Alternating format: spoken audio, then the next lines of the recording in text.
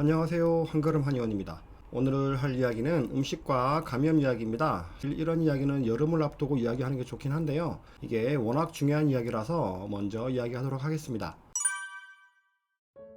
지금 영상 보시는 분들 중에 환자나 환자 가족분들이 많으실 텐데요. 환자분들 양약 드시고 계시죠? 처방 전 자세하게 보신 적 있으신가요?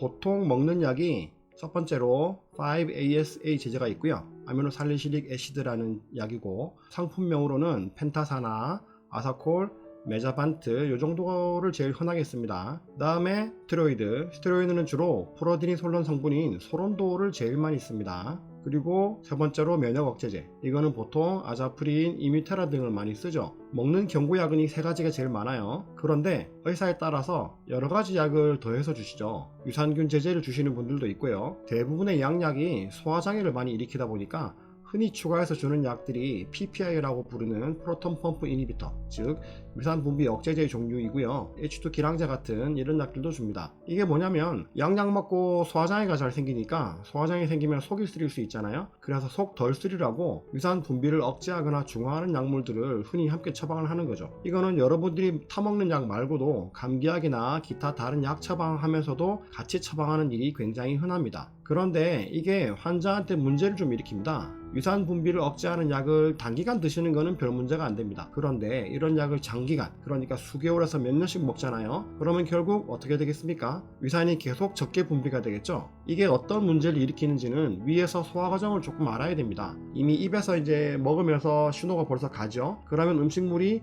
위로 들어와요. 그러면 위산이 쫙 분비가 됩니다. 위산은 산이죠. 염산이거든요. 산성, 염기성 할 때 산, 굉장히 강산성입니다. pH가 무려 2 정도입니다. 그래서 위로 들어온 음식을 막 녹이게 됩니다. 그리고 강산이니까 같이 들어온 세균이나 이런 애들을 쫙 살균시키죠. 그리고 위산이 너무 강산이니까 위벽을 보호하기 위해서 뮤신 이런 애들이 위벽을 좀 감싸주고, 위에서 기본적인 소화를 시키기 위해서 펩틴과 같은 소화효소들이 분비됩니다.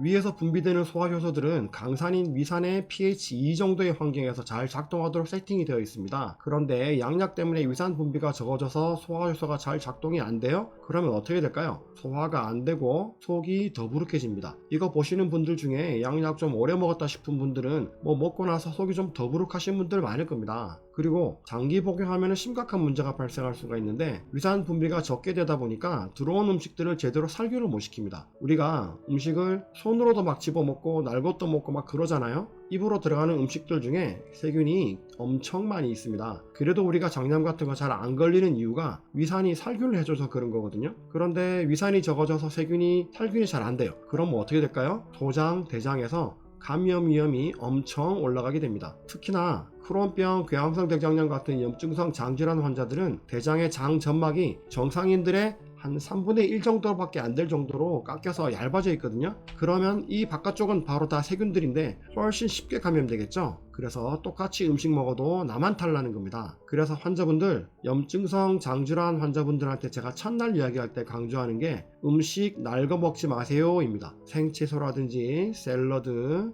육회, 회, 초밥, 뷔페 음식이라든지 떡, 족발 이런 음식들이요. 이런 거 세균이 굉장히 많습니다. 물론 우리가 건강하면은 아무 문제가 안 됩니다. 위산이 거의 다 살균해주기 때문이죠. 그런데 양약도 오래 먹었고 위산 분비도 적고 장도 약해요. 그러면 이런 음식을 먹는다. 살균이 제대로 안 된 채로 십이지장 소장으로 넘어가고 대장까지 가죠. 그러면 세균이 엄청 증식하겠죠. 기존 대장의 세균군들을 공격하면서 장염을 만들고 갑자기 증상이 확 악화됩니다. 혈변이 늘어나고 폭통이 더 생기고 설사를 쭉쭉 하게 되죠. 당연히 여름에 더 심하겠죠. 해마다 여름철이면 제 환자들 중에 몇 명씩 꼭 이런 환자들이 생깁니다. 한번 녹았다 얼린 아이스크림, 회, 특히 숙성에는 기본 세균이 있다고 봐야 되죠. 뷔페에 전시된 음식들, 족발, 이렇게 조리된 지 몇 시간씩 지난 음식들 다 세균이 있다고 생각하셔야 됩니다. 그렇기 때문에 이제부터 이거 들으신 분들은 날 거라든지 조리된 지 시간이 오래 지난 음식들 이런 거는 절대 드시면 안 됩니다. 비교적 안전한 거는 내가 먹기 전에 바로 확 끓인 음식, 바로 확 조리된 음식,